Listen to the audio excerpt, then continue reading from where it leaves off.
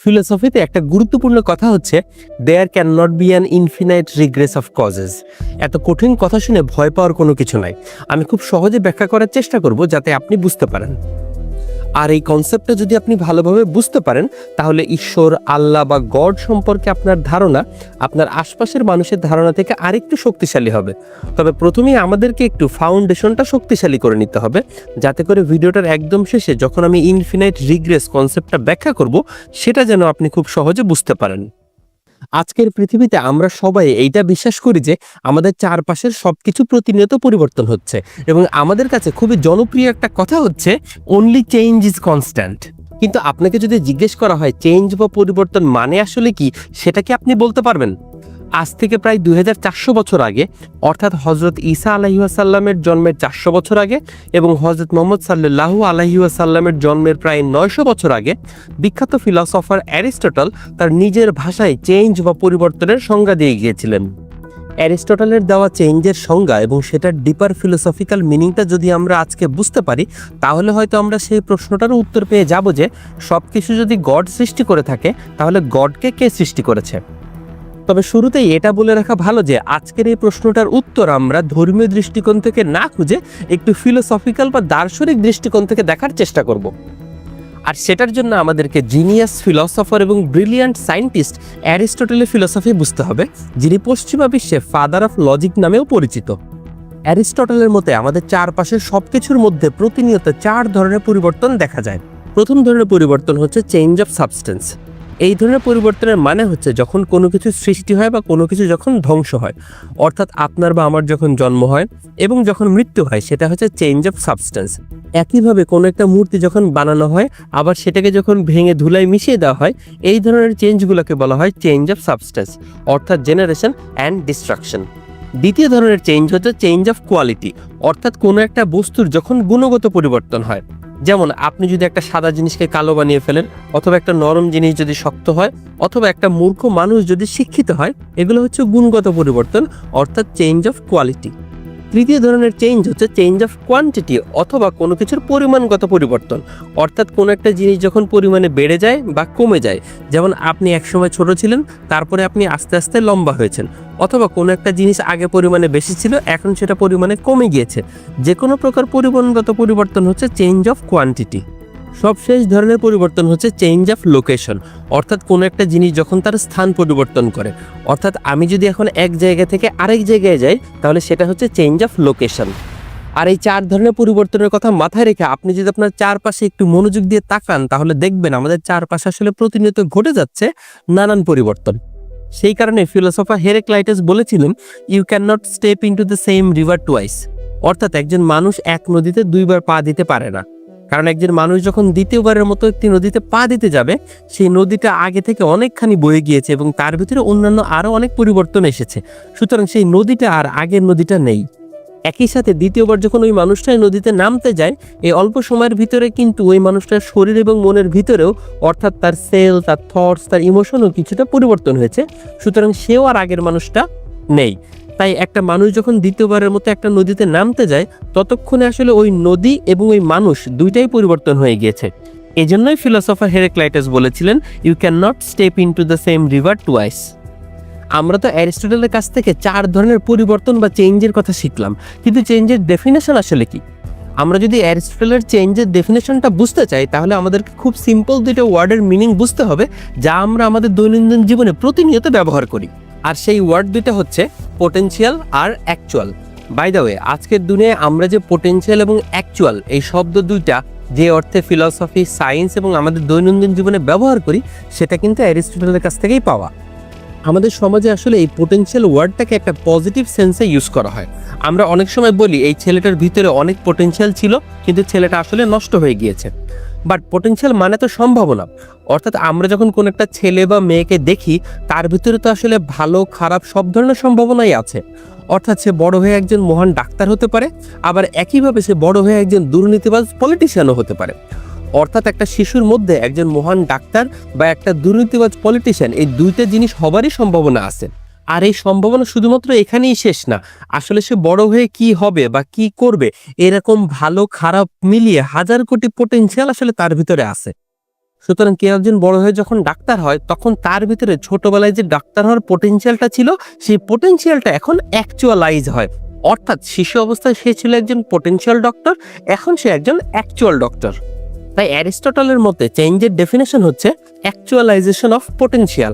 অর্থাৎ আমরা আমাদের চারপাশে প্রতিনিয়ত যত ধরনের পরিবর্তন দেখতে পাই, এই প্রত্যেকটা পরিবর্তনই আসলে এক একটা অ্যাকচুয়ালাইজেশন অফ পোটেনশিয়াল, অর্থাৎ একটা সম্ভাবনার বাস্তবে রূপান্তরিত হওয়াই হচ্ছে পরিবর্তন। মনে করেন আপনার হাতে 1 কাপ গরম কফি আছে, দেখেন আপনি এটাকে বলবেন 1 কাপ হট কফি। অ্যারিস্টটল আপনাকে বলবেন অবশ্যই এটা 1 কাপ অ্যাকচুয়াল হট কফি, কিন্তু একই সাথে এটা 1 কাপ পোটেনশিয়াল কোল্ড কফি।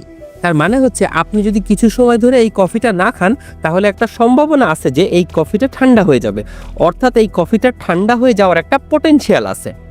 আর আপনি যদি কিছুক্ষণ ধরে আসলে এই কফিটা না খান তাহলে কফিটা ঠান্ডা হয়ে যাওয়ার যে পোটেনশিয়াল আছে সেই পোটেনশিয়ালটা অ্যাকচুয়ালাইজ হবে এবং আপনার কাছে একটা অ্যাকচুয়াল কোল্ড কফি থাকবে। তখন এই যে গরম কফিটা ঠান্ডা কফিতে রূপান্তরিত হলো, এটাও একটা চেঞ্জ।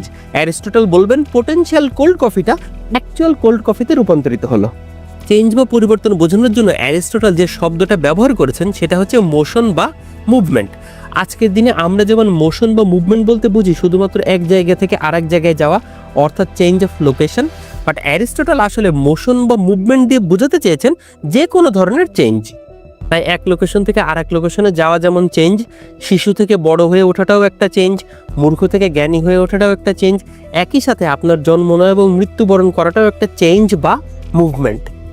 অ্যারিস্টটল দেখছেন আমাদের চারপাশে প্রতিনিয়ত এমন অনেক চেঞ্জ অর্থাৎ মুভমেন্ট হচ্ছে। আমরা অনেক কিছুকে পরিবর্তন করে দিচ্ছি, আবার একই সাথে আমাদের চারপাশের অনেক কিছু দ্বারা প্রভাবিত হয়ে আমরা নিজেরা পরিবর্তিত হচ্ছি। এই প্রতিটা চেঞ্জেরই কারণ আছে, সবকিছুরই যে কারণ আছে এটা সায়েন্টিফিক্যালি এবং ফিলোসফিক্যালি অস্বীকার করার কোনো সুযোগ নেই। এখন অ্যারিস্টটলের মনে প্রশ্ন হচ্ছে এই সব চেঞ্জ, মোশন বা মুভমেন্ট শুরু করলো কে? বুঝতেই পারতেছেন অ্যারিস্টটল আসলে এই পৃথিবীর সবকিছুর ফার্স্ট কজ অর্থাৎ প্রথম কারণটা খুঁজে বের করার চেষ্টা করছেন, যার কারণে আসলে সব চেঞ্জ, মোশন বা মুভমেন্ট শুরু হলো। সুতরাং অ্যারিস্টটল দেখছেন যখন কোনো একটা কিছু ঘটছে তার একটা কারণ আছে, সেটার আবার একটা কারণ আছে, সেই কারণটার আবার একটা কারণ আছে। কিন্তু অ্যারিস্টটল শেষ পর্যন্ত চিন্তা করে বের করলেন এইরকম অসীম সংখ্যক কারণ থাকা সম্ভব না, কোথাও না কোথাও গিয়ে এটা থামতে হবে, থাকতে হবে একটা ফার্স্ট কজ। আর অ্যারিস্টটলের ফার্স্ট কজ মানে কি?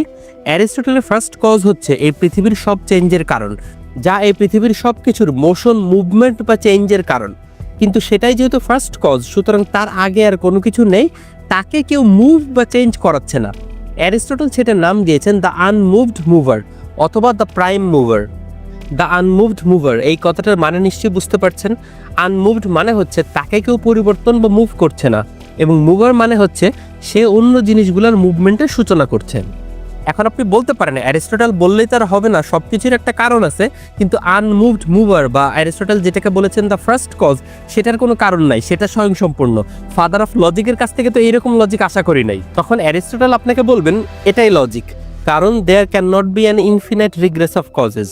অ্যারিস্টটলের মতে এই পৃথিবীর সবকিছুর যদি কারণ থাকে এবং সেটা যদি ইনফিনাইটলি চলতে থাকে তাহলে এই পৃথিবীতে কোনোদিন কোনো কিছু শুরুই হতো না। আসেন একটা সহজ উদাহরণ দিয়ে বোঝানোর চেষ্টা করি এইখানে অ্যারিস্টটলের যুক্তিটা আসলে কি। মনে করেন আপনার হাতে একটা কলম আছে, সেই কলমটা দিয়ে আপনি এই কাগজের উপরে একটা দাগ দিবেন। এই কাগজে যদি আপনি একটা দাগ দেন সেটাও কিন্তু একটা চেঞ্জ, কিন্তু কন্ডিশন হচ্ছে আপনি যদি দাগ দিতে চান তাহলে আপনার আগের জনের কাছ থেকে আপনার অনুমতি নিতে হবে। সে যদি আপনাকে অনুমতি দিতে চায় তাহলে তার আবার তার আগের জনের কাছ থেকে অনুমতি নিতে হবে, তার আবার তার আগের জনের কাছ থেকে অনুমতি নিতে হবে। সুতরাং এই লাইনে দাঁড়িয়ে থাকা সব মানুষকে আপনি বলতে পারেন একটা কজাল চেইন, যেখানে প্রথম ব্যক্তি দ্বিতীয় ব্যক্তিকে অনুমতি দিবে, দ্বিতীয় ব্যক্তি তৃতীয় ব্যক্তিকে অনুমতি দিবে, তৃতীয় ব্যক্তি চতুর্থ ব্যক্তিকে অনুমতি দিবে। এইভাবে আস্তে আস্তে সর্বশেষ ব্যক্তিটা যখন অনুমতি দিবে তখনই শুধুমাত্র আপনি আপনার এই কাগজে দাগ দিতে পারবেন। একটু খেয়াল করে দেখেন তো, এই লাইনে একদম প্রথমে যেই ব্যক্তিটা দাঁড়িয়েছিলেন তার কি কারো কাছ থেকে অনুমতি নিতে হয়েছে? না, নিতে হয় নাই, কারণ তিনি হচ্ছেন first cause, the unmoved mover.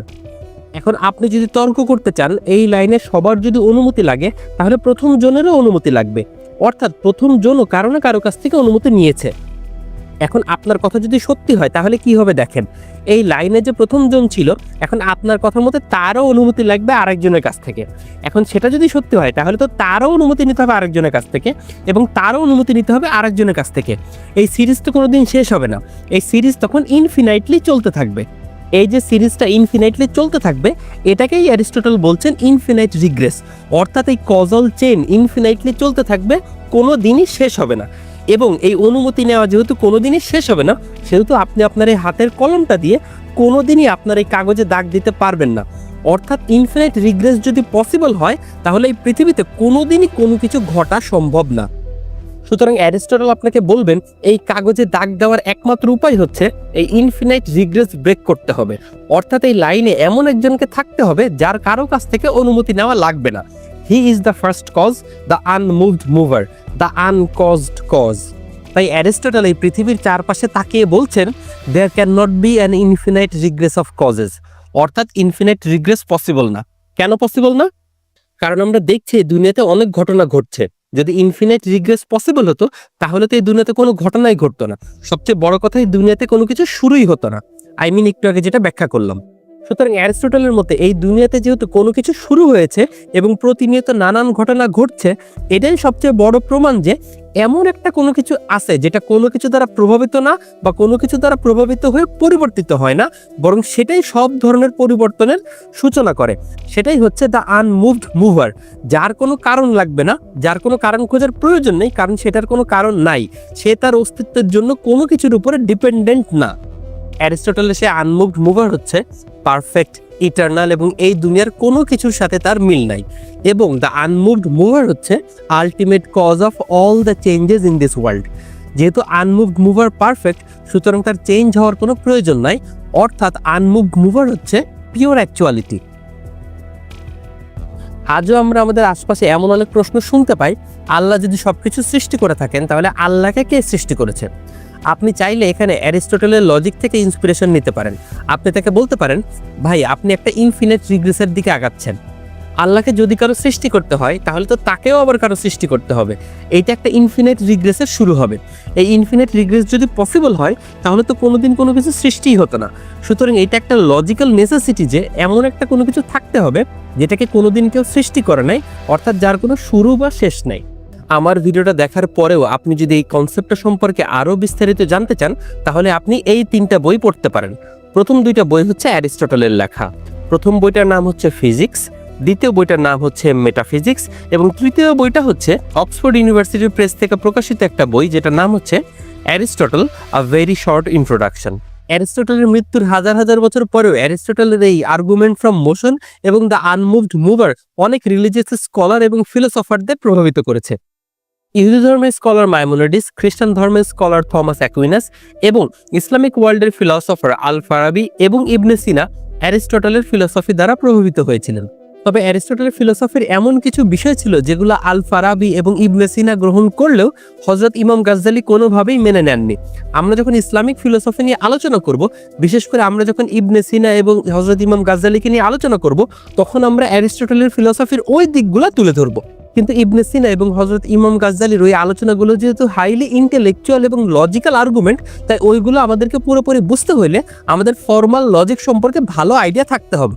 তাই আগামী 3টা ভিডিওতে আমি ফিলোসফি অফ লজিক নিয়ে একটা সিরিজ বানাবো, যেখানে ফর্মাল লজিকের বেসিক কিছু আইডিয়ার সাথে আমি আপনাদেরকে পরিচয় করে দিব, যাতে করে আমরা নিজেরা লজিক্যালি কথা বলতে পারি এবং অন্য মানুষের লজিক্যাল ফ্যালাসিগুলা বা কুযুক্তিগুলা ধরতে পারি। আর এই লজিকের সিরিজটার পরেই আমি philosophy in the Islamic world, অর্থাৎ ইবনে সিনা, হযরত ইমাম গাজ্জালি এবং আরও কিছু ইসলামিক ফিলোসফারদেরকে নিয়ে আলোচনা করব। এখন আপনার কাছে আমার প্রশ্ন হচ্ছে, আপনি কি অ্যারিস্টটলের ইনফিনিট রিগ্রেস কনসেপ্টটা বুঝতে পেরেছেন?